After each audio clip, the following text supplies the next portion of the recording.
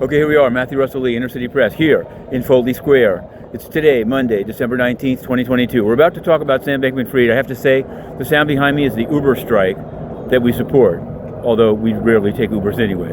Okay, Sam Bankman-Fried. Ostensibly today in Bahamas, he's going to appear and waive extradition. Now, many have been asking Inner City Press, since we cover the court pretty close, what would be the next step? Well, the next step would be a flight to New York and bring here. Across the street from me here is Federal Plaza, but then they also have pretrial services. Basically, it would involve an interview with pretrial services and then a presentment in the magistrate's court.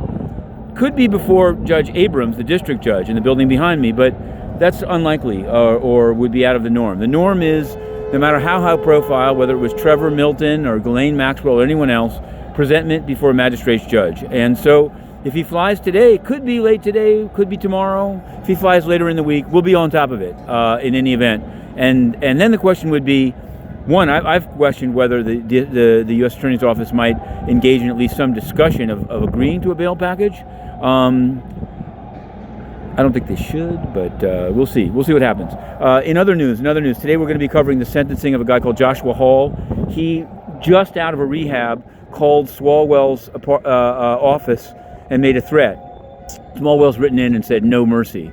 We're also going to be covering the sentencing of Donnell Russell, the self-described manager of R.Kelly, who convicted of making a threat to the Newhouse Theater here in Manhattan. He'll be sentenced, but probably it'll be concurrent to what he got in the Eastern District. We'll have to see.